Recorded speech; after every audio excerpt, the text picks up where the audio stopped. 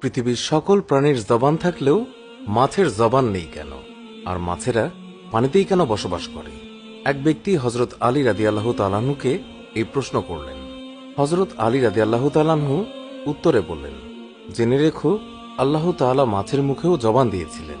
তারা কথা বলতে পারত, জমিনে চলাচল করতেও পারত, কিন্তু আফসোস, এই মাছ নিজের উপরে জুলুম করেছে, যার ফলে আল্লাহ তাআলা তার থেকে কথা বলার ক্ষমতা কেড়ে নিয়েছেন এবং তারপরে জমিনে চলাচল করার ক্ষমতাও কেড়ে নিয়েছেন।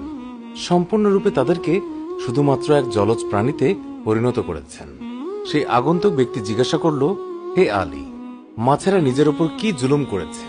হযরত আলী উত্তরে বললেন, যখন আল্লাহ তাআলা হযরত আদম আলাইহিস সালামকে সৃষ্টি করার পর সমস্ত ফেরেশতাদেরকে নির্দেশ দিলেন যে তোমরা সকলে আদমকে সিজদা করো।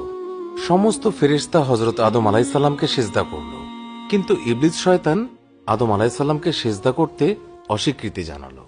ইবলিস আল্লাহ তাআলার হুকুম অমান্য করে বলতে লাগলো, আপনি আমাকে আগুন থেকে তৈরি করেছেন আর আদমকে সামান্য মাটি থেকে, যার ফলে আল্লাহ তাআলা ইবলিস শয়তানকে জান্নাত থেকে বের করে দিলেন। ইবলিস শয়তান জান্নাত থেকে বিতাড়িত হয়ে অভিশপ্ত এবং কুৎসিত রূপে দুনিয়াতে জমিনে এসে পড়ল এবং চিৎকার করে জমিনের সমস্ত মাখলুকদের বলতে লাগলো, সাবধান, মানুষ এসে পৃথিবীর বুকে জুলুম অত্যাচার করে বেড়াবে। এই সময় মাছেরা পানিতে চলাচল করতে পারত, জমিনেও চলাচল করতে পারত। তারা উভচর প্রাণী ছিল। তখন মাছেরা কথাও বলতে পারত। ইবলিস শয়তান সমস্ত প্রাণীদের মধ্যে সর্বপ্রথম মাছকে কুমন্ত্রণা দিয়েছিল। ইবলিস শয়তান মাছদেরকে বলল, মানুষ যখন পৃথিবীর বুকে আসবে তখন তারা নিজের ক্ষুধা মেটানোর জন্য তোমাদেরকে জীবন্ত অবস্থায় চাকুর সাহায্যে কেটে টুকরো টুকরো করে খাবে। মাছেরা যখন এই কথা শুনল তখন তারা সমুদ্রের অন্য সমস্ত প্রাণীদেরকে মানুষের ব্যাপারে এই সমস্ত কথা বলে মানুষের বিরুদ্ধে সবাইকে একত্রিত করতে লাগল, যার ফলে আল্লাহ তাআলা মাছদের কথা বলার ক্ষমতা কেড়ে নিয়েছেন এবং মাছেরা জবান হারা হয়েছে।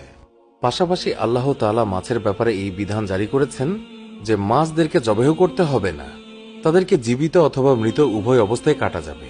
অন্য সকল প্রাণীকে আল্লাহর নাম নিয়ে জবাই করার যে বিধান প্রযোজ্য সেটা মাছের ক্ষেত্রে প্রযোজ্য হবে না, কেননা আমি তোমাদের জীবনকে পানির মাঝে সীমাবদ্ধ করে দেব।